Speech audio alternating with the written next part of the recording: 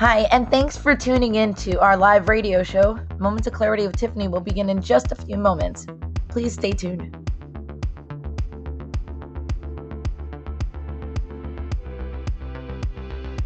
Kindly take this opportunity to share this show on your platforms because change can only come when we stand together as one, especially when it comes to ending the stigma on mental health.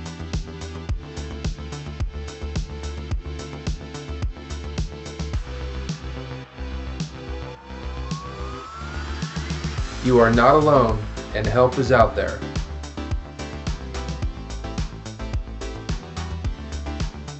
Kids have mental health issues, and we also need to learn coping skills. Let's get started and let the show begin. See you soon.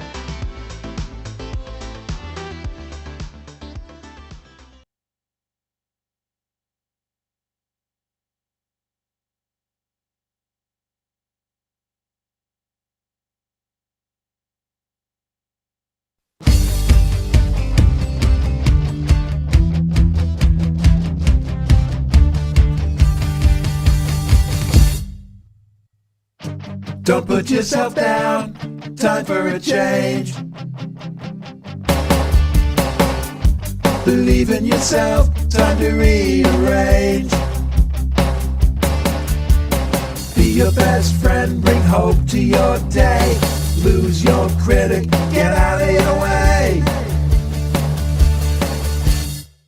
Now it clicks, moments of clarity.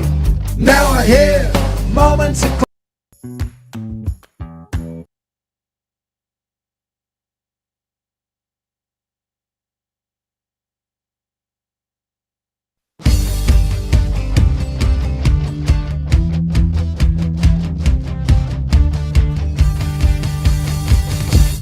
Mic is muted. Oh. And end the stigma on mental health through the inspirational stories of our exceptional guests. You can join in the show by calling Tiffany toll-free at 866-826-1340 or on Facebook and Twitter at MOC with Tiffany. Now, here's Tiffany Werner. Hello, and thank you.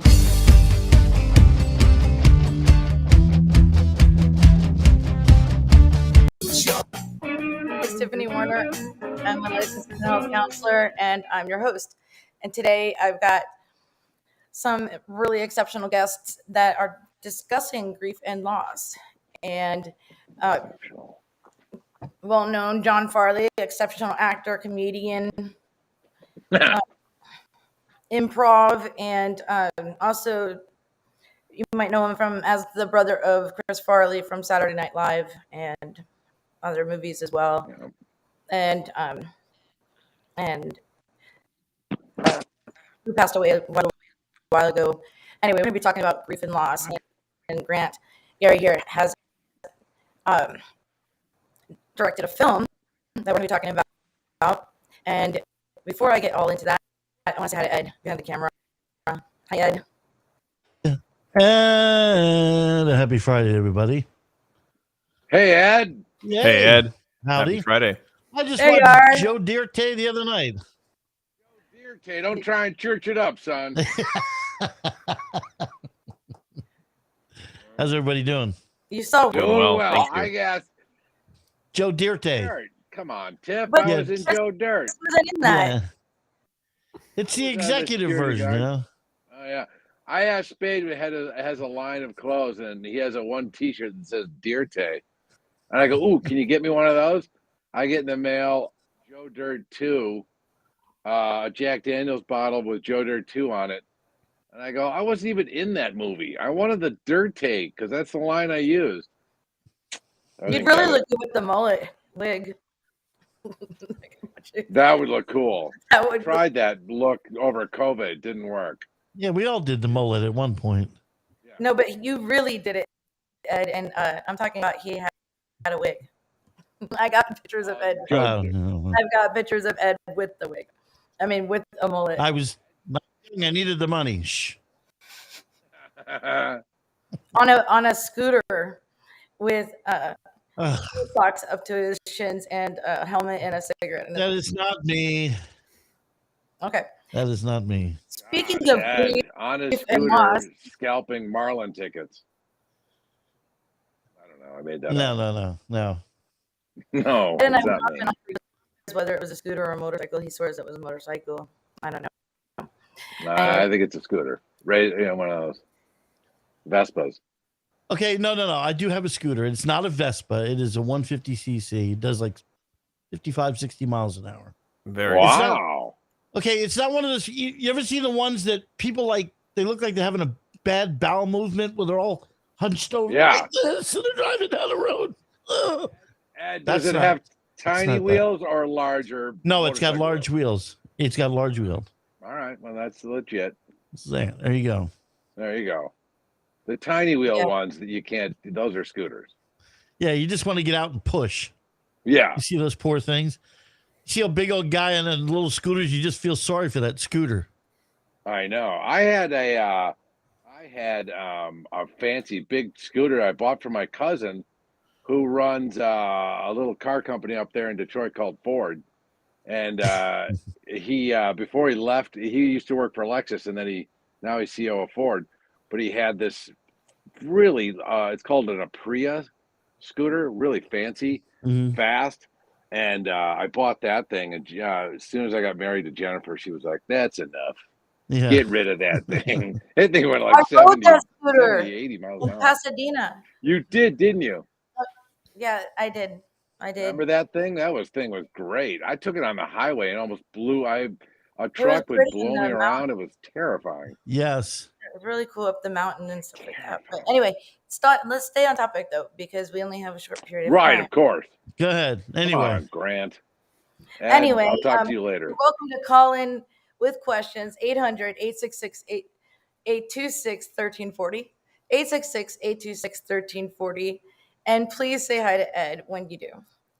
So my guest today is, well, you might already know who John Farley is. We just kind of introduced you. Like Grant Garry is a multi-passionate person with interest in telling stories of others finding meaning and purpose of hope. He has directed a movie based on grief and loss, and he's previously produced and acted in Black Cat, which he received 6 Best Feature wins. Other acting credits include NCIS Los Angeles, Night of the Living Deb, Sweeney Todd, and Cinderella. His upcoming movie film, documentary film, which we're going to have to bring you back to talk about that, about coffee coming up. Yes. Soon to be. And welcome to Moments of Clarity, John Farley and Grant Garry. How are you? Thank you so much for having us. Thanks Yes, thank you. Emphasis on passionate for Grant. Grant's very passionate man. Oh, look at me. There he is. There it is. It's kind of I funny. put on the thinking pose. I had to bother Grant pretty late last night, and I was like, I don't have any pictures of Johnny that aren't silly. Can you just send me one where he looks like he's like thinking or something? I mean, I would say most of the photos of John and I are rather silly as well. Wouldn't you say, John? Most of them are. I mean, a lot of them are. Now, did Tiffany say you had something called Sweeney Todd, Grant? Is that a? Or I is it was Sweeney Todd? I was in the production of Sweeney Todd with your wife Jennifer, and that's how you and I met.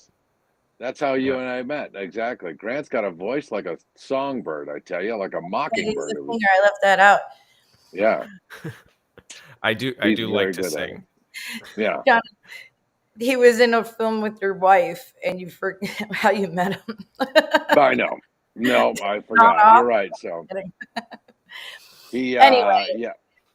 Thank you so much for being here. We're talking about grief and loss. And Grant, tell us a little bit about your film, Meet Me Where I Am. It's a lot about. Yes, it's a. Please. Yes.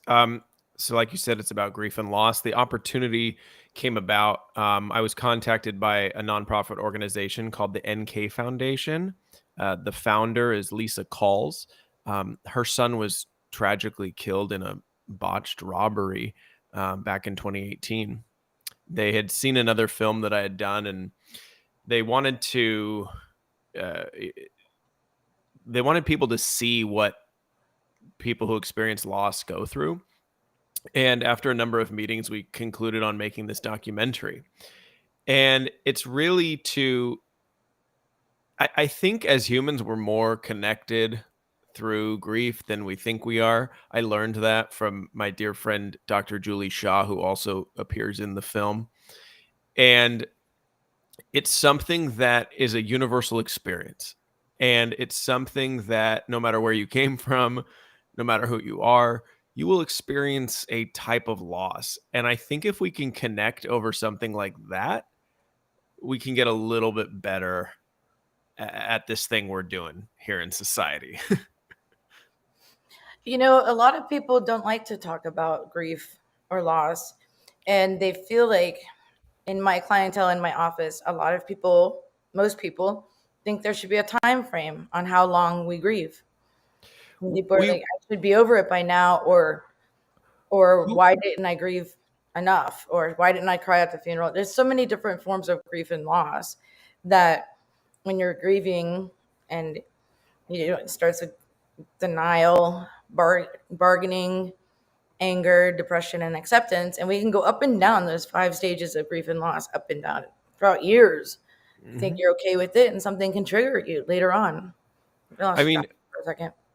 You know, it's interesting because who wouldn't want the pain of a loss to go away? You know, it's so all consuming, and it's such a deeply personal experience. Everybody's going to have their own experience with loss. Whatever major grief is theirs is probably like the worst one, like that they're going through. Your own grief, your own pain is the worst to you. And so it's important, you know, not to judge anyone or make any assumptions, because what each person is going through is so deeply personal. But, you know, who wouldn't want like 5 easy steps to get over something? You know, we have a pill for everything else. But the tragic part about human beings is we can't always forget the pain we're in when we want to so bad. We certainly don't want to forget our people. We certainly don't want to forget our person. But there are so many times when we're experiencing pain that we just want to be free of that pain. And that's the challenge. And so how do we move forward with that? And there's some people that also want to hold on to that pain, though. Especially, I can tell when it's the parents losing a child, especially. Right. I mean, every situation is different, and every situation has every right to be grieved in their own way and seen. However, there's some things you just can't get over, you know? Correct. And I think that's what I part of the themes of the film is that we don't get over it, and that's okay. There's no expiration date. And many people don't want to forget, and they don't want their person forgotten. And so it's, how do we live now in our lives? How do we move forward with them not physically here? And it's all within our beliefs of what happens after death and things like that. Like, I've joked with my children. I said, I want to be split into a mantle or an urn and put as the centerpiece of every Thanksgiving dinner. I really don't. I just think that's kind of weird, but we could. I'd like to, if you don't mind, I'd like to go back a little bit and just talk about those stages. Well, before we do that and explain that, what inspired you to direct this movie and produce it? It, you know, like, as I said, it was I was approached by Lisa Calls and the NK Foundation, and it was just something that spoke to me so much. I had taken a grief course in college, which was an odd thing at the time. I don't think many people, unless you're studying in that. I was a theater arts major, so to have a course on grief was not something that was the norm, really. However, I did think it was good because actors tend to be in tune with a lot of their emotions, and it was there that I read a number of books on grief, and it really I developed a curiosity for it, and I decided to just follow that curiosity. And then of course you combine that with personal experience of grief and loss. I think the challenge for me doing the film was sort of, for lack of a better phrase here, meeting people where they are, because they're at a different part in their grief when I was sitting down and talking to them than I perhaps was in my own personal grief.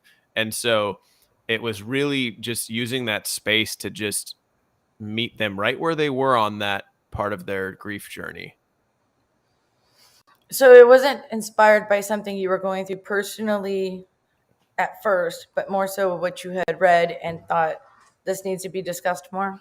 Well, I had certainly experienced deeply personal loss leading up to that. And I used that as fuel, which is sort of making meaning, I think. We talk a lot about making meaning in the film. And I don't want people to think that that's a requirement, that if you experience a major grief, you have to make meaning in your life. But I just want people to know that there is that option, and that maybe it could work, that you could find new meaning. Not that the grief doesn't go away. Of course not. No. And I think it's important that for people to know that grief and gratitude can coexist. One doesn't cancel the other out. And so how do we have, they're not in harmony by any means, but we can have both. We often think, oh, well, I should be grateful, and therefore I shouldn't be grieving, and both can exist at the same time. Right.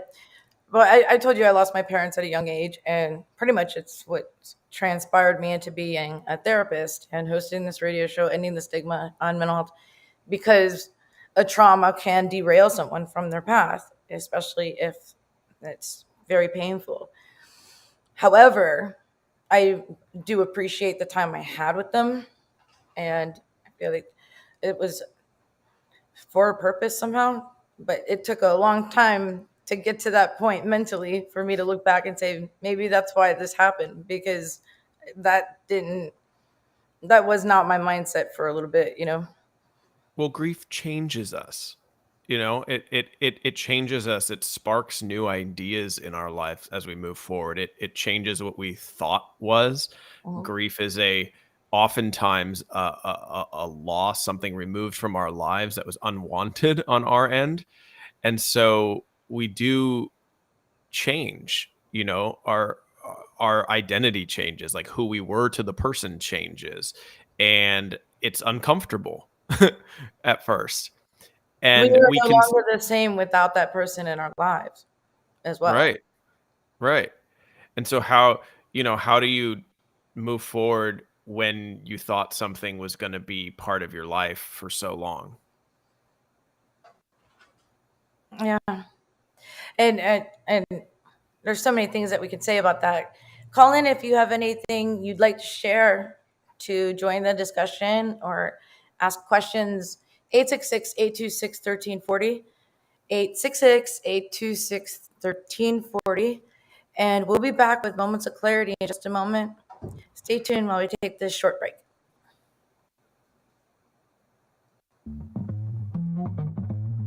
You're listening to Moments of Clarity with Tiffany Werner. We welcome your input at 866-826-1340. Tiffany will be right back after this. This is the Tan Talk Radio Network. Hello, my name is Lucy Lopes, and I'm a real estate agent that supports ending the stigma on mental health with Moments of Clarity with Tiffany. I am also passionate about helping you buy or sell your home. With times being so difficult, I'm here to help. Contact me at lucylopes.com. That's LUCYLOPES.com. Let me assist you through this pandemic and know that you are not alone. Hi, this is Tiffany Warner, your host of Moments of Clarity. Living with a mental health disorder is not easy. If you or someone you know are struggling with this, please know it's so important to seek treatment, and I'm here to help. Please visit the website at momentsofclaritywithtiffany.com to view blog posts and resources on this site to help educate and inspire you to take action, because there's no shame in seeking help for mental health. While you're there, please take a few seconds to sign up for my email list. You'll get some extremely valuable educational and entertaining content that can be sent right to your inbox each week. Plus, you'll also get instant and free access to my guide on managing your anxiety. You can also follow me on Twitter at MOC with Tiffany and at Facebook at Tiffany Warner. And once again, the website is momentsofclaritywithtiffany.com. Thank you so much for your support and for listening to your show, because change can only come when we stand together as one. Are you looking for a great book? If you like to root for the underdog, Joe Potosi's book is a book for you. A real American Odyssey that will grab your attention with its fast-moving narrative. You won't be able to put this masterpiece down. When the Dust Settled by Joe Potosi. Go to Amazon, Barnes & Noble, or Zulin Press. This is the Tan Talk Radio Network. We are back to Moments of Clarity with Tiffany Warner. To join in the discussion, call 866-826-1340. Now, here's Tiffany Warner. Hello and welcome back to Moments of Clarity with Tiffany. My name is Tiffany Warner. I'm a licensed mental health counselor and I'm your host. Today we are discussing grief and loss and how it impacts other people, how it impacts everyone differently. There's no right or wrong way to grieve as well. And with movie director Grant Garry, who's directed a wonderful film, and I'll play the trailer in a second. Meet Me Where I Am, a film about grief, starring Anthony Rapp, David Kessler, and John Farley, of course. And we've got John Farley here as well. And thank you so much for being on Moments of Clarity with Tiffany. It was such a hard subject to talk about, but I know we'll be talking about it in a light way. But we have a caller. We have caller LP. LP, thank you so much for calling in. LP. Thank you, Tiffany. Hey, Grant, what's going on? John, what's going on? Hi. You know, I'm doing great. This subject is near and dear to my heart. I am a paramedic and a firefighter, and so after I retired in 2020, I started a consulting firm, and part of what I do is talk with other first responders about how to deal with the mental health aspect of the job. You know, police, fire, EMS, a lot of times we know that the job inherently has risk, whether it be putting your life on the line or dealing with losing patients.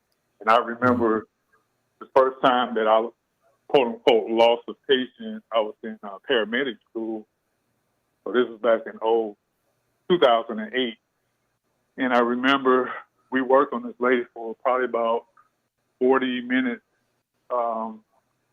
And I remember that whole week, I just had nightmares about the whole situation. So the following Saturday, I did a ride along with the critical care team. And so I was talking with the same guys that I rode with the previous Saturday that was on that call with me.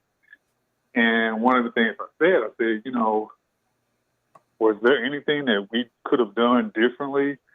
Or did we miss something or whatever? And so my mentor, his name is Bill, he said, you know what, LP, I need to tell you something if you're going to stay in this job. Two things. One, we did everything that we were supposed to do, that we were trained to do. We had all the help in the world. We got up to a level 1 trauma center, which is literally 4 blocks away from the rehab center where we found her or where we picked her up from. 2, sometimes it's just that person's time to die, despite everything that you do, all the equipment and the training and all of those things. Does your film talk about grief from either the 5 stages of death, or how far-reaching is the conversation in your film? I want you to answer that, but I'm glad he brought that up because I'd like to show the trailer if I share the screen the right way as well. But go ahead, Grant.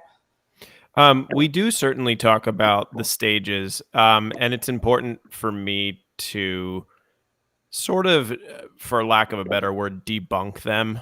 I mean, I think people are oftentimes, they misunderstand the 5 stages, in that they were originally developed by Elizabeth Kubler-Ross they were originally the 5 stages of dying for patients to come to terms with their own mortality. And over time, they got adapted to grief.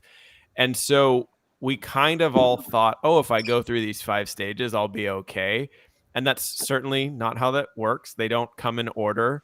If they work for you, great, but they're not a prescription. They are descriptive of what you might go through, what you might encounter. And I think the part that is confusing for us is that last one is acceptance, but it's not acceptable, is it? It's not acceptable to lose a loved one. It's not acceptable to lose a friend. It's not. And so we felt like, oh, once I accept it, then it's over. Then I'm not in pain anymore. And that's not how it works. It's more like accepting the fact that it happened is more of like a better way to put it. But not forgetting. And a lot of times we have to forgive ourselves for things that we did or didn't do, or felt like we didn't spend enough time, or so forth. Whatever grief we do carry ourselves, a lot of times the survivor guilt, the whole different thing as well. LP, you do a lot for the community, for service, and I know you've been through a lot, and doing self-care and taking care of your mental health is very important. And thank you for calling in and sharing that. Thank you, LP, that's crazy, man. I mean, you hit upon the one thing that as an improv, I do a lot of improv, and I always go home from a show going, did I say the right things? Did I do the right things? I did everything. Was I as funny as I possibly could be? And then I realized, like, everybody goes through that, of like, even the simplest of having to stand up at a board meeting, or trying to argue your cell phone bill down, and you get off the phone like, God, did I say everything right? But yours is you've pretty much capped the ceiling on the stakes of, did I do everything I could? And so you really have to be in a good frame of mind.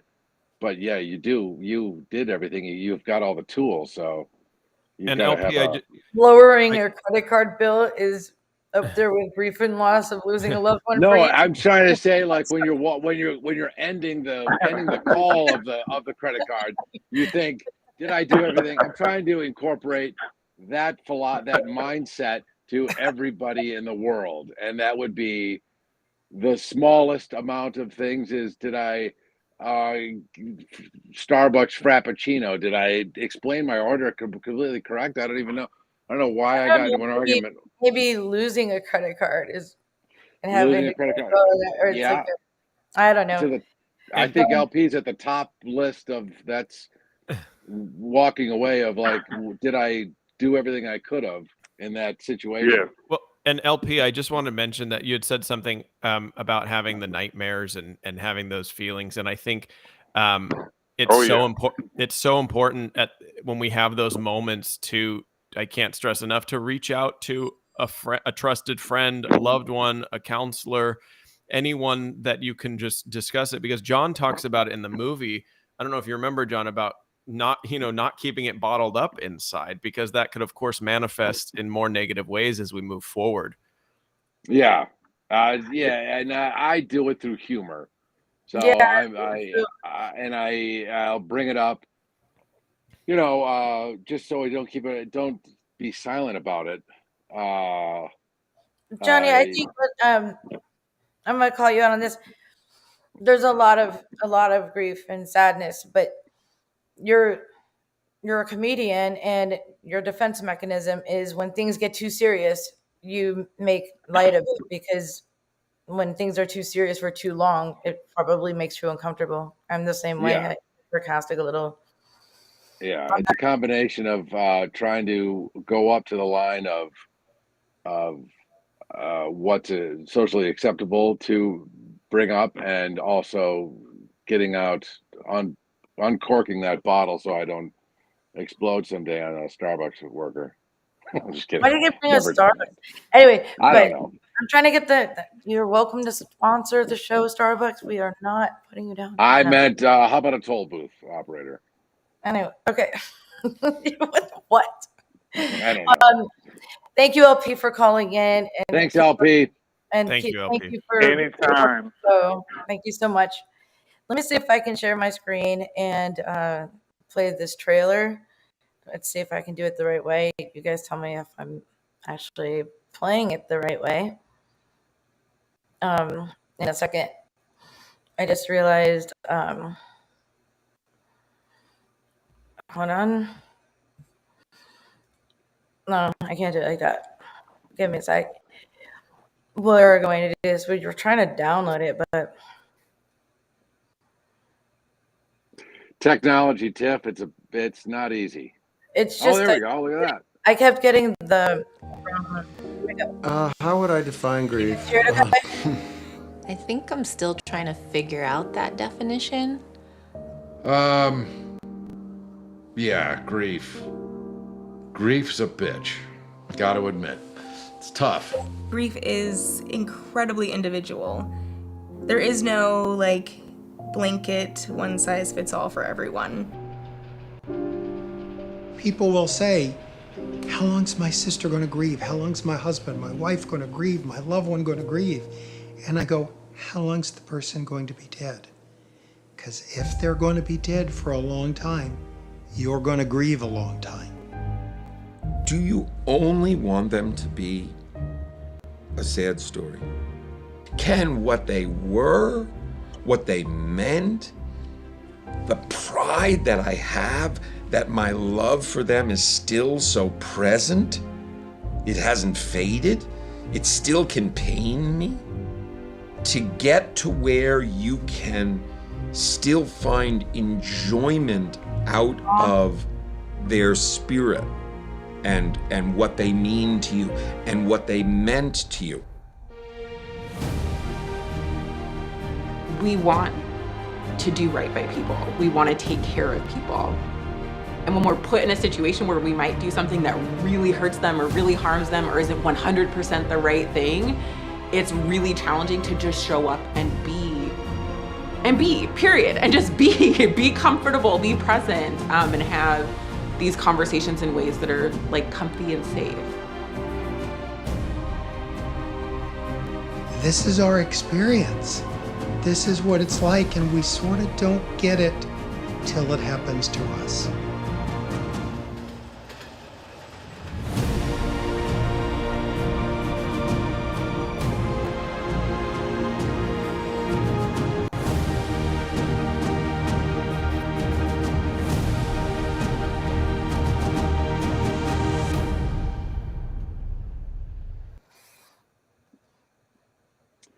That was cool. That looks really great. Wow. The one thing that Johnny did by accident, the cuss on the radio show. Pretty much my entire life is by accident. No, but that's going to be a touching movie, especially how much help that you put in to that, Grant, that when people were sharing their stories during your documentary, that they were healing as sharing their stories. And you might not have realized how much they actually heal. The more we talk about something that's traumatic or lost or anything that we go through, the more we talk about it, the more we do heal. And it doesn't go away, but we can look at it differently. We can look at it through different eyes and not stop grieving, but see it from a different perspective and heal from that loss and that trauma rather than carry it with us and have it make us feel like victims rather than survivors and so forth. Right. I think, and John, you can chime in here too. I think, that space we kind of created where we were just sitting and talking. I mean, many people that I talked to, it was their first time sort of discussing it in that way. And I think, John, I mean, like in the trailer we just saw, they're dancing on tables, like Chris is flying over the audience, and we can laugh and joke about that, and we can still, of course, be sad that they're not with us. And you talk about that in the movie, John, about, maybe you can kind of finish here, but you talk about making a joke or saying something that Chris would think is funny because he's still here with us. That's how, I always do a little nod up to, when I'm thinking about it, I always go, that's pretty funny. He would have laughed at that. And I just, in my own way, I manifest him in the room, and he's laughing, and you can always hear his laugh. You can always remember it. So that's how I sometimes can deal with grief, is I put him in the room, or you do put him up, and that's just one of my favorite stories, if you don't mind sharing, Johnny, is when you were in the airport and your luggage got sent to Morocco or something like that. But and then they put it in the wrong place. You want to tell that story? Because we were going out. We came into my brother Kevin and I came in to visit Chris here in LA, and we went to where we're going to go up to see the Red Hot Chili Peppers up in San Francisco. And so we went to the airport, and my brothers both know how they can get me. I'm not really good in airports. I get really because there's time frames and lines and time frames get me a little amped and panicked. So they go, we're not. That's why you're good at improv. It's no script, like structure. But go on. Arguing with not arguing, just like, can we get through this baggage claim people, to get our tickets so we can get to the line, so we can get in on the plane. We're going to miss it. Let's go. And all right, let's face it. I talked harshly. I was like, let's go, move it. Are you in first class? Where? And he goes, yeah, I'm in. The guy in line to get his ticket next to us. I go, sorry. And my brother Kevin and Chris are laughing at me. And I finally get up to the ticket guy, and Kevin and Chris's bags go to San Francisco. And he looked at mine. He goes, these are going to Morocco. So we got to San Francisco, and I, of course, didn't have my bag. And I call the security guy, and he was really rude to us. And he didn't, he took my bag. I know he sent it to a wrong place because these two both got their bags. And I didn't get mine. And then my brother Chris goes, and he called me fat. And I go, what? Why would he say that? The security guy goes, he really called you fat? He goes, yeah. Hey, fatty, give me your bag, he said, or something like that, I think he said that. I don't know. And I go, he didn't say that. Chris is trying to escalate this to the next level. And then he'd like to do that little bit. And the other bit he'd like to do is ask for what's it called? Horton? What's the place where you can buy where you buy your gum and your stuff at the airport? They always have the same sundry store, whatever it is. It's Horton. He goes, do you know where Horton's is?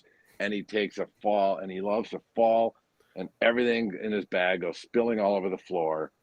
And he goes, oh my God, he did it on purpose, pratfall, and everyone comes rushing around him. I think it was to get recognition. If someone wasn't recognized him, he hated recognition, and he hated not being recognized. No one's recognized me. I'll make a scene. And so he'd fall on the ground. And then these isn't grief stories. These are happy stories. Well, I think it's part of it. Like, John does such a good job in the film, and so do so many others. Like, I never met Chris, and that breaks my heart. But people like John and the other people in the film have done such an amazing job at bringing their people to life, to where I feel like I feel like when John talks about it, Chris is part of it. Chris is here in on the joke, and that we're friends and we're laughing. And other people in the film that talk about it, they do such a good job at remembering their people that I feel like I know them. Those memories become had become, and I didn't expect that experience making this film, that those memories kind of became mine in a way as well. Like John told you love hearing stories, and I love watching people glow. Speaking of those that have passed on, and in your trailer, in your documentary trailer, there was a clip of someone looking at their watch and their loved one was on the screensaver. Mm-hmm. I recommend that to so many clients, to when there's a holiday or a birthday coming up, to put a picture that you remember that you loved of them on your phone as your wallpaper or whatever, and put it on your fridge or whatever it is, because they want to be remembered. They don't want us. If we passed on, we want our loved ones to be sad and all that and grieving, that gentleman in the film, his name was Herman Amesqua, and he lost his son in a car accident. And I remember when we were looking for people to be in the film to discuss these issues, our associate producer just randomly met him in a store and told him that he was working on this project. And he said, well, actually, I lost my child. And that's how he got connected to the film, just meeting in a perfectly normal, like, social situation. And yes, he has his son's picture on his watch. And I remember asking him if he was able to send some pictures, and he had a whole Google Doc all ready to go that he sent. And that was a really beautiful thing for us to look at and be part of their life in that way. How long did it take for you to create this documentary? Where I am. Well, we started at the beginning of 21. We pre-production, then we filmed second half of 21 and 22, and then we wrapped, and then we were picture locked at the very beginning of this year, so in January. So COVID held you back maybe a little bit. COVID was kind of just coming out of COVID. And so we weren't like, traveling was a kind of hard in the beginning. So we did fly, like couldn't really do international, but we went to New York, we went to Portland, and it was just the two of us filming, me and my partner, James Slavin, who's a director in his own right. So it was actually very helpful to be able to collaborate with him on a lot of these stories.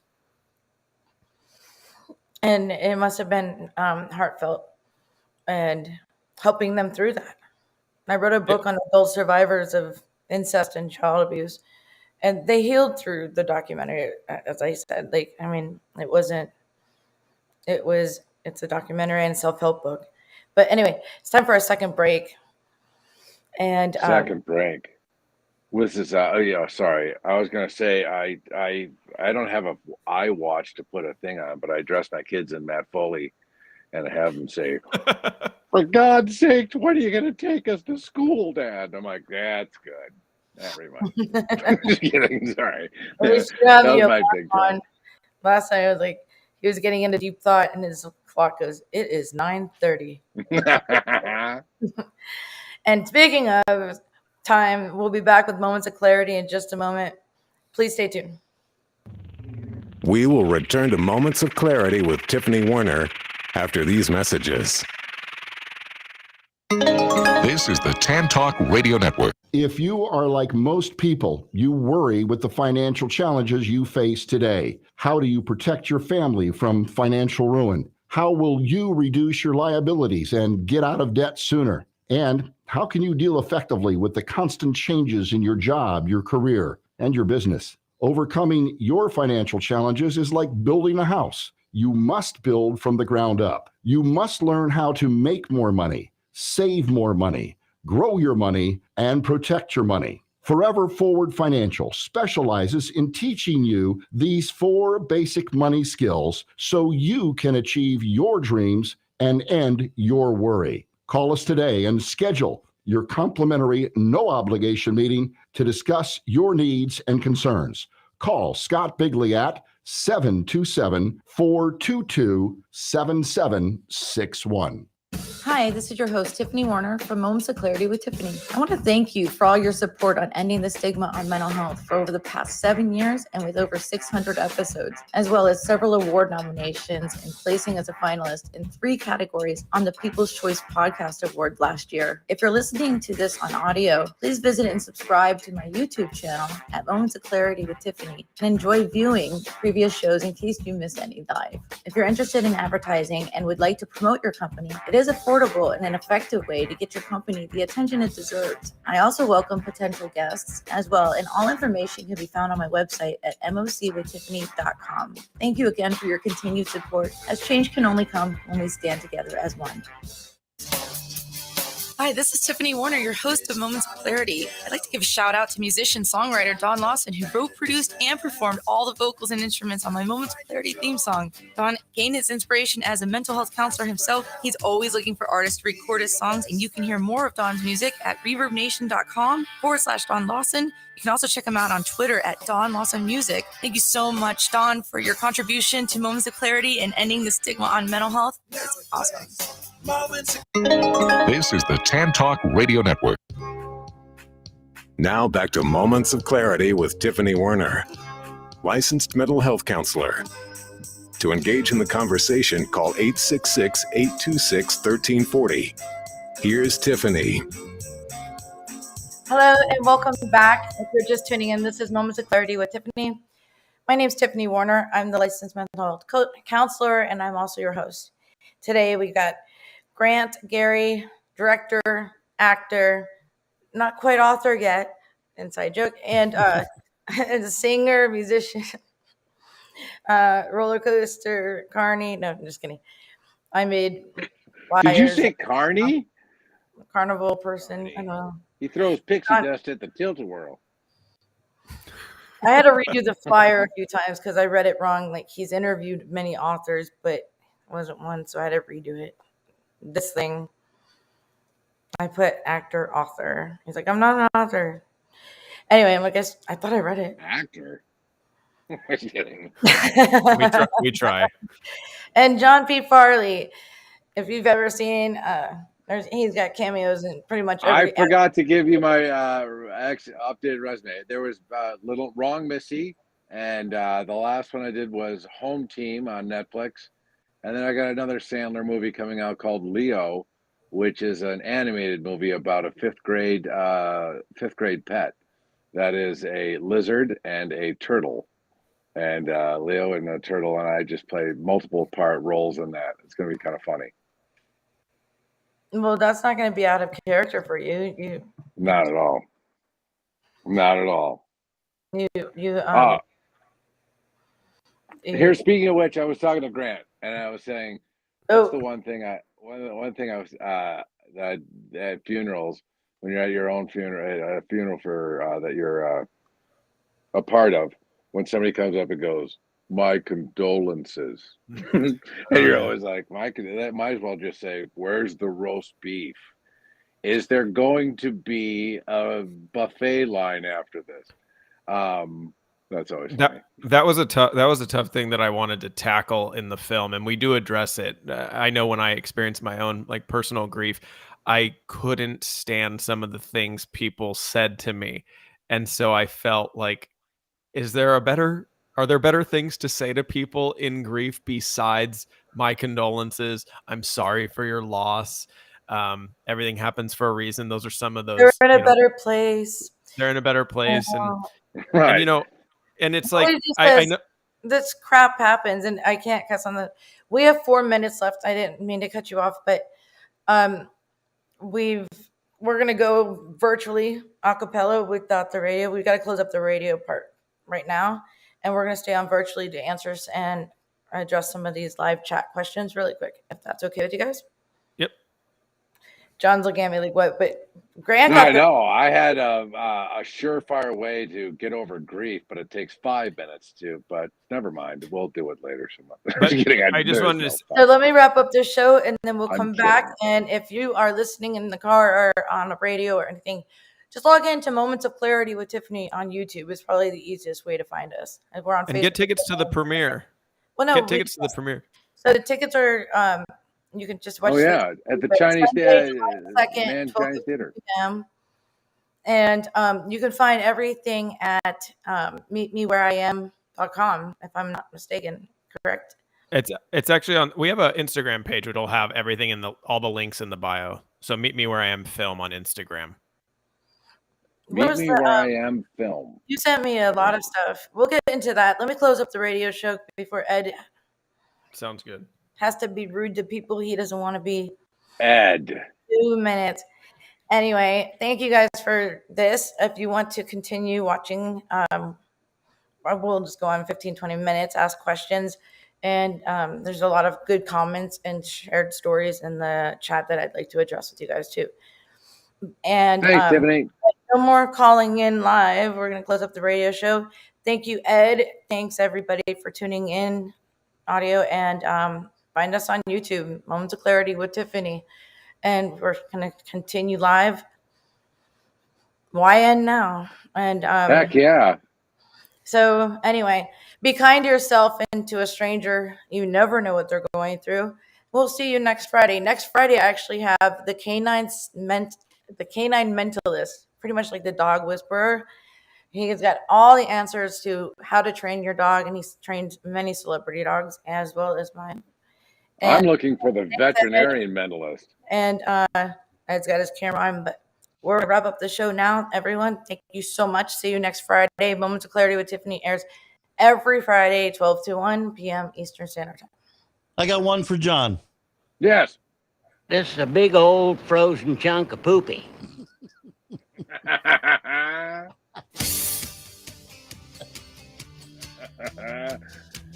Dirt.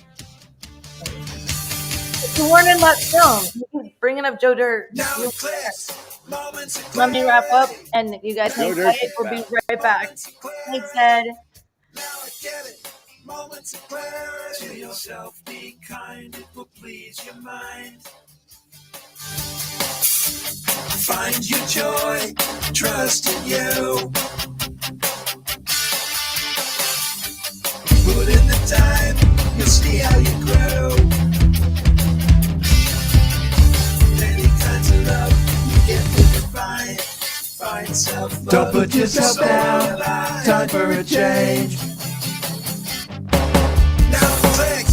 Believe in yourself, time to rearrange. Moments of clarity, now I get it. Be your best friend, bring hope to your day. Lose your critic, get out of your way. Hope is following you. Now it clicks, moments of clarity. Now I hear, moments of clarity. Now I get it, moments of clarity. To yourself, be kind, it will please your mind. Find your joy, trust in you. Put in the time, you'll see how you grow. Now I hear moments of clarity. Many kinds of love. WTAN, Clearwater. FM 106.1. WDCF, FM 102.3. Listen. Now it clicks. Happy Friday, Tampa Bay Bay here on the Changetheworld Radio Network. Let's take a look at the Bay Area forecast. Well, finally, some decent rain chances today. High this afternoon of 87 degrees and a 60% chance of rain. Overnight low tonight 79, and tomorrow's high 85 is a high and a 70% chance Now of what's rain. going on? Sunset this evening Well, I was is at doing the 8:31. minute countdown Have just a to mess with you great guys. weekend, Like, oh my everybody. gosh. Now here's the latest of CBS Welcome News. back to Moments of Clarity with Tiffany. We got John Farley here. Grant This is Garry, CBS News on and, the hour, presented by Director and Indeed.com. of Meet Me I'm Where Steve I Am. Kathan. Guilty. And, The verdict in film Pittsburgh in the robbery trial of Robert documentary, Bowers, the truck and driver it accused of the premieres. mass Get shooting some at a tickets, synagogue that left everyone. 11 Get some people tickets dead nearly 5 years for ago. the premiere, KDKA July TV 2nd, reporter Chris 12:15 Hoffman covering. p.m. at Counts the 1 to Chinese 11. Theater. The That sounds gunman was fancy. found guilty of obstruction red of carpet? free exercise of religious That's where the freedom. Oscars are Counts held. 12 That's, to that's 22. the He was theater where found guilty you put of your willfully hands in causing the, bodily the injury cement. because of and, like, actual you or have the perceived footprints. religion. Counts And, 23 to Get COVID. 33 guilty If I- of the if use I and go- discharge of firearms of murder. If I go, 34 can I sit 35 between for the the two of obstruction you? or attempted obstruction Just of kidding. free Possible. exercise If of you religious want beliefs. John to I'm do Stacey long-form Lynn. improv The during the Anti-Defamation duration of the League film. was pleased Right. with the jury's verdict. In a statement, wouldn't eat my ADL popcorn if I CEO were you. Jonathan Greenblatt said they believe that justice Let's has show been this, served. He says trailer this attack was the one more deadliest time, act of if I can anti-Semitic violence do in this. American trailer. history. But the hate and It's a great trailer. conspiratorial music, thinking Grant. that fueled Where'd you this get the violence music has from? not gone away. He says he J- hopes James this brings edited- closure James to edited those the who lost trailer. loved ones 5 We- years we ago. The collaborated on it Justice a little Department bit, but comes he down really- hard on he the really got it all Minneapolis in there, Police right? Department. Just right. Attorney Yeah. General Garland launched the investigation 2 years Uh-oh. ago after the killing of George Perfect Floyd. reality. We found that Oh, MPD and the city of look Minneapolis at math engaged in right a on. I pattern got or this. I got practice this. of Second grade. using excessive I'm in force, first grade. unlawfully discriminating against on. Black and Native American people in enforcement to the next activities, one. violating the rights of I'm people in first engaged in grade. protected speech. Now the department will get federal oversight. The I- NBA This is, has uh, suspended Like Memphis I guard like Ja really, Morant for the first 25 I think games I, of next season. It's for his opened it second twice, incident of appearing to so show a let's gun see. on social media. They're cleaning up in the Texas Panhandle after the Just in tornado that left case. at least 3 people dead. CBS's Omar Here we Villafranca. go. In just minutes, a powerful tornado shredded homes in Perryton, how would I Texas, define leaving grief? a mangled With mess no of sound. mattresses I and think I'm still furniture trying to behind. figure out I that This got you. mobile home definition. park now You can hear it? unrecognizable. Yeah, grief. Grief's a bitch. Gotta admit. It's tough. It's incredibly individual. There is no like blanket one size fits all for everyone. Grant, can you hear it? Yes. People will say, Oh, okay. how long's my sister going to grieve? How long's my husband, my wife going Well, to I've grieve? watched My it a billion loved one going to times. grieve? So And I go, how long's the person going to be dead? he's gonna say something about, If well, they're how going long to be have they dead been for a dead? long time, you're going to grieve a long time. Do you only want them to be a sad story? Can what they were, what they meant, the pride that I have, that my love for them is still so present, it hasn't faded, it still can pain me? To get to where you can still find enjoyment out of their spirit and what they mean to you and what they meant to you. We want to do right by people. We want to take care of people. And when we're put in a situation where we might do something that really hurts them or really harms them or isn't 100% the right thing, it's really challenging to just show up and be, period. And just be comfortable, be present, and have these conversations in ways that are like comfy and safe. This is our experience. This is what it's like, and we sort of don't get it till it happens to us.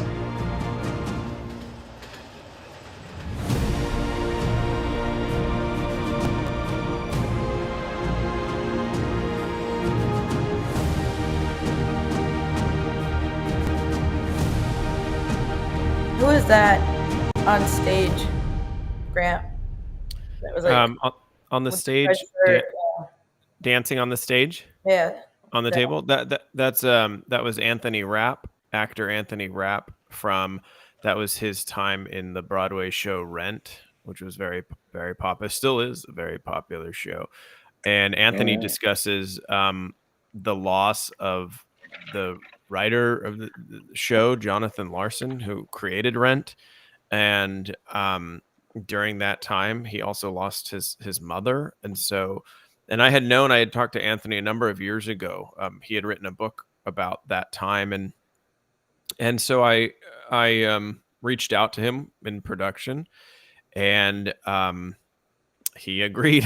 And so, you know, I was very fortunate that we were able to get his story, and you know, he really had a lot of helpful things to say, because he's really passionate about this topic as well.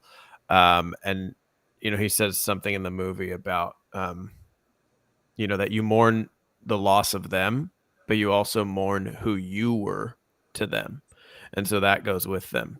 You And know, I we kind thought of said that before. yeah, this hour. Like It's we don't always think about that though. You know, like our identity as a brother or as a spouse or as a son or daughter, like that goes too. And so there's a part of us that goes with them, and you don't think that. But I do find it important to label those types of things in grief. There's something though that happened to me when I was in school. So I lost my mother right after high school, and I found her. She had a brain aneurysm. She never woke up. Finding your parent on the floor, unconscious, is one thing too. Then the next one was her mother, my grandmother on my mom's side. I think she just died of a broken heart. Then my dad's mom, and then my father died at Agent Orange. If you see the flag back behind me. All with while I was in college and grad school. So I went to my dad's funeral, and I was in a class, and it was for a graduate program to be a therapist among a bunch of wannabe therapists or soon-to-be therapists. And so the first half of the group, it was group therapy. First half of the class, we were taught how to run a group, and then the second half, we were the group. And the professor said, Tiffany, and I had just gotten back from my father's funeral, and he's like, "You look pathetic." I'm like, "I'm pretty tired." And he's like, "What's it feel like to be an orphan?" And I never identified like that. Like, first of all, how does it feel like being a jackass? Like, we're not on radio. First, he says that to someone, but at the same time, he apologized later because part of our assignment was to give feedback through email and tell him our feedback on the class. But I don't want to identify as that. I'm not, but textbook definition does say a person without parents, but Right. I mean, I have parents. Of course. And that they stay with us as we move forward. And so it's not like, yes, a lot of people say we are completely grief illiterate as a culture, I think. And like John said, and like you just said, people just don't always know what to say. And sometimes you don't say that to someone. Of course not. Pathetic. How does it almost sounded like he was trying to get a rise out of you, or like it was a doctor, a psychologist. Completely uncalled for. Yeah, and you never realize also the things you say stick with the person. Words are very powerful, and so you should say something from the heart, not something that will, as my wife likes to always say, like, don't think about yourself, think about the other person. And so when you're at somebody else's grief session, funeral, whatever it is, don't think about yourself, think about the other person. And it sounded like he was thinking of himself like, I'm a therapist. I want to see just kind of what kind of reaction I can get out of saying orphan, the word orphan. He was like a class professor, and I think he was trying to use me as a guinea pig of projecting deep thought of some sort. But right. At the time I had just returned, and I think my response was, well, I'm not one. And then he explained I was, and then I said, no. Okay, well, thanks for bringing that up. But I think it's feel to get nail shards in your eye. I don't know, like. Right. But I think it's important to remember, like, is everyone still there? There we are. I think it's important to remember that, if you were to look up the definition of grief in the dictionary, it'll just say something like deep loss. And we all know that it's so much more than that. It's so much more than, and while like what you're saying is like maybe a textbook definition is that word orphan, you don't feel that and you don't identify with that. People can have parents that are alive and still feel like an orphan because their parents are not involved in their lives or have written them off or whatever. Well, it's an interesting part in grief too, where, I talked to the people at the Dougie Center in Portland, which is for grieving children and families. And sometimes this is a part that's not often talked about, is when there's a lot of turmoil in a family and a person dies. And every once in a while she'll ask them. And every once in a while, a hand will go up and say, I actually was relieved when they died, because now that turmoil, those hard times are not part of the family anymore. And we don't talk about that enough, about when there's a bad relationship with somebody and then they're gone. Yeah, our family's kind of going through some weird stuff too. About like people get all greedy when people die too, but that's a whole different topic at the same time. However, there was that movie that you were in, Johnny, Jack and Jill. You handed her Jill the hot dog, courtesy of Al Pacino. And he's like, with the phone number, and just like what? Then yada yada yada. Adam Sandler shows up dressed like his sister, but it's really him, and he's like because he really wants that Dunkin' Donuts commercial. Which, by the way, that Dunkin' Donuts commercial is priceless. Anyway, so she's like, aren't I annoying, and all this stuff, and he's like, no, he loves you, but it's kind of like a deathbed kind of love. And that's a movie that kind of sticks out, where it's kind of like, oh, are you gonna appreciate that person eventually after they're gone? Yeah. I think of the it was just recently I watched the season finale of Succession, or it was the funeral episode where they were talking about which is a very good episode. But he was talking about I don't know whose funeral it is. Could be Greg's. Anyway, they were talking about how the person was all them out. They were talking about how the person, sure, he was a jerk all through his life, but what was his essence, his core of who he was, and is inherently everyone's good. You know, deep down into your soul, you have a good heart, and so you think about the light is that person, the actual essence of that person, and there may be wrong and all that, but that could help you get through turmoil if you had a traumatic family experience, and like, thank God that guy's gone, because of he was a jerk to me, never returned my lawnmower. But you think, all right, I mean, that's pretty generic, but I'm saying that person maybe didn't did some wrongs, or she did some wrongs, but in the long, you don't think of, you try and let that all go because it's gone. You try and say, I hope you're in a better, hope you're happy, and I remember the good in you. I'm sure you had good somewhere. I guess there's one of my clients had to get through. Put that in a second. Had to get through dealing with the fact that they felt guilty smiling when they saw someone's obituary, but it was also after losing one of the parents. The other one was a gold digger, tore the whole family apart, took everything, and then yada yada yada. The obituary was there, and they're like, they're dead finally. Because let's get to these comments from some of the listeners. Judy Tinkin. Hey, Judy. And losing my brother, I felt like I lost him twice. Once to alcoholism, and the second time to his death. It's like peeling the onion, but never completely getting to the full center of full grief.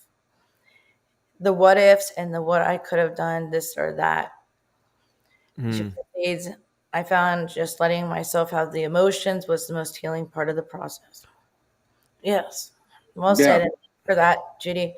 That's what we're kind of saying, survivor guilt, or like, what's the last conversation, or did I do enough or not, whatever. And that's kind of the bargaining stage of grief, is like, oh, what if I would have done this, or if I do this, will my person not die, or what if I did this differently? People start going to church and putting prayer requests, please God, don't take them, or I promise I won't do this anymore. I mean, but I think that's a natural thing for humans to feel, like the what ifs. I think it's perfectly natural because we we do that with so many other things. We have control of so many things. At least we think we do. And then when something is of course out of our control like this, we try and make sense of it. We try to control it, but there's no controlling that happening to us.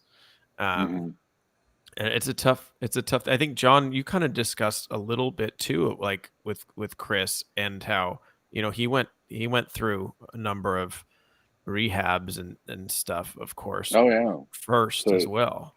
Yeah, he always had that when he was drinking, or you'd always have that uneasy feeling in your stomach, and you're like, oh, no, this isn't right. You shouldn't be doing this, but you didn't want to leave him alone. Because God knows what would happen if you left him alone. So, but you just be on that passenger seat of the roller coaster going, ugh, this is turning too much. I don't like the loop-de-loops. And then he'd go into rehab, fix himself up, and then he'd be like, all right, everything's going to be all right. And then when eventually you lose him, the grief, I was the guy that was in Chicago with him. So you found him like I found my mom. Yeah. So I was the last guard that fell asleep at his post, if you will. So I know what Judy's going through. I know the double feeling of double loss. But we also had, he came back all the time after rehabs, and then you'd lose him again, and he'd come back, and then eventually we lost him for good, which is, in a way, it's, you blame yourself. I blame myself a lot. And I have to cope with that, daily. And I do. But it's hard to have, like, people's words. It's sometimes they just roll off my back because I'm like, I smile and nod, be like, yeah, okay. Thank you for the words. And I haven't found that mystic that has got answers in the bottle as to what went wrong and how it happened. But it's just something that, so it's something you have to deal with, and that's what I do every day. And it's been 25 years now. It's a long time, but it doesn't, it gets easier, but it doesn't go away. I do know that. And so you just have to take a life lesson there and see the signs, and then, try and know that the road signs coming up mean there's a severely sharp turn coming up, and slow down, or, obey the, as somebody once said, a tap on the shoulder from God. Somebody goes, God tap. I don't know. I saw it on some TikTok. I don't know what it was, but it was where, like, you feel in your gut like something's gonna go wrong here if we keep this up. If we keep going down this road, something bad's gonna happen, and that's just somebody God tapping you on the shoulder, saying, "You're gonna have to take your life lessons that you've learned and use them here in this situation." So We have that's what I do. November 9th, 2021. So I bugged Johnny to come on the show like every other year or so. Yeah. I've tried to get you to open up like this, and slowly but surely you'll be like, okay, let's get to mental health. And it's an onion, Judy. It's an onion. It is. No, right. And I'm agreeing with that. And last show, I think you kind of opened up the most. But the bio that I had from you when you said, I'm sorry I didn't update my bio, says John is the youngest brother of Chris Farley. He grew up in Madison, Wisconsin, son of Mary Ann Crosby and Thomas John Farley, who owned Scotch Oil Company. His older brother, Kevin P. Farley, also acts. Tom, the eldest of the boys, works in Madison as the head of Chris Farley Foundation. His sister, Barb, is a preschool teacher in Madison. John attended Portsmouth Abbey School in Portsmouth, Rhode Island, and Regis University in Denver, Colorado, where he majored in marketing. Marketing, political science. He studied and worked in the Second City in Chicago after college, and then moved in to LA in 1998. Now, with such a grounded family, Midwest, everything, and then all of a sudden, bam, fame. A lot of people can't handle that. Yeah. Yes, we couldn't. So, but we did. That's why he didn't mind being in the limelight, but he didn't really like it too. You know what I mean? Or back and forth. That's kind of how you are too. It's one of those well, you know, love and hate, where you're like, too many people.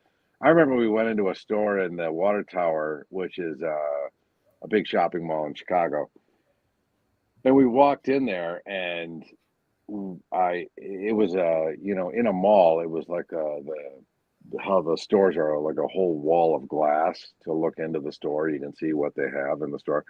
And that whole wall of glass, it looked like it was like a zombie apocalypse, because it was just a wall of 6, 7 deep of people, like pounding, patting the glass, like, there he is, Chris. We couldn't leave the store because we couldn't get out. Walking Dead. Yeah, the guy that was proprietor of the store was like confused, didn't know how to handle it.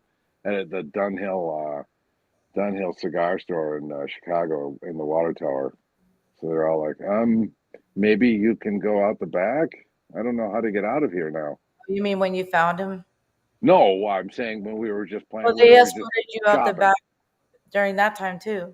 Yeah, I did that. I didn't do a press or anything like that. I just I went down the back elevator. John, I gotta tell you, I'm so proud of you for coming this far, and I think Grant, thank you so much for like doing the documentary.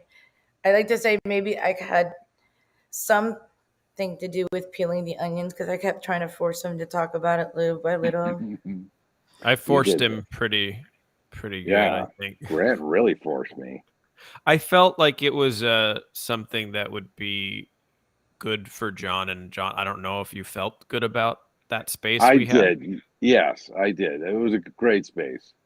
And I enjoyed it. I enjoyed you opening up just to me, and just the stories that you shared. Like I said earlier, that the stories of Chris, the good times, and also like not ignoring the pain of what you went through as well. And so for those, it's about time, Johnny. So for those that are listening, you know, that do want to see the film, John tells us some very amazing things.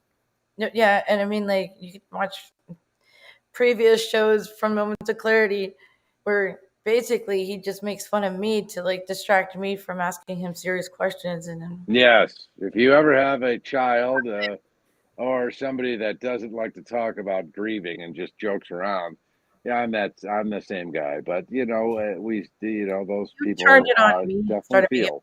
Me. Yeah. Hey, oh, we're gonna talk serious. What about that time, Tiffy?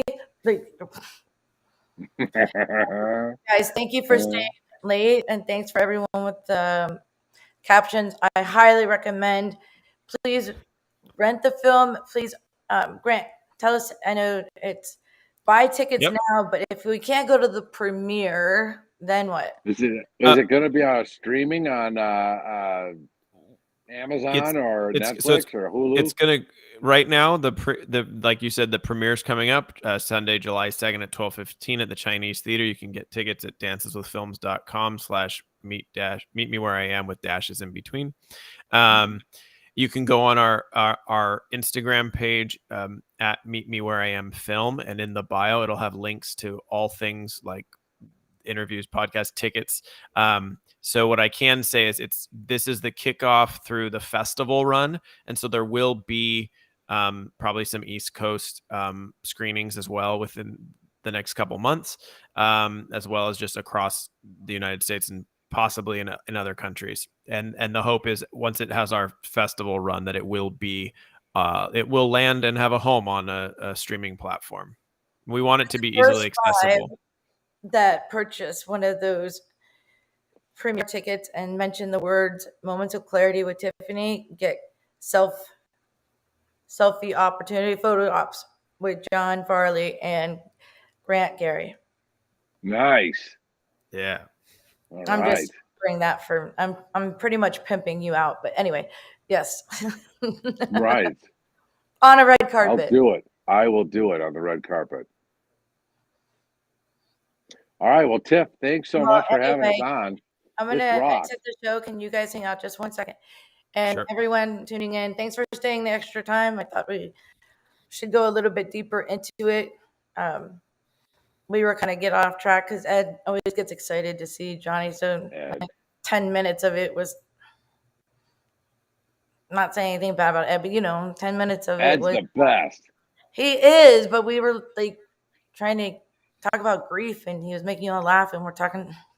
I know. That was my fault too. I brought up the scooter. I got to show you the picture though. Everyone, I'll see you guys next Friday. Thanks for tuning in. Please hit the like button and share this on your platforms because change can only come when we stand together as one. And we need to help this film spread like wildfire because everyone needs to know it's okay to be okay. It's okay to not be okay. Everyone goes through something. Mental health is not something to be ashamed of. And the more that we talk about it, the more we heal. Yeah. Be kind to yourself and to a stranger. You never know what they're going through. And see you guys after.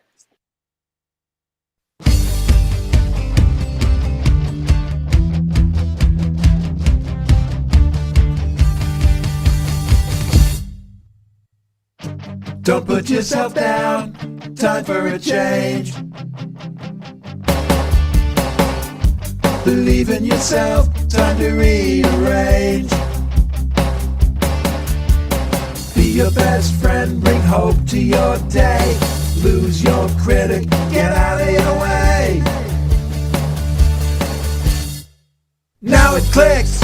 Moments of clarity. Now I hear moments of clarity. Now I get it, moments of clarity. To yourself be kind, it will please your mind. Find your joy, trust in you. Put in the time, you'll see how you grow. Many kinds of love you get to define. Find self-love, your soul will align. Now it clicks, moments of clarity. Now I hear moments of clarity.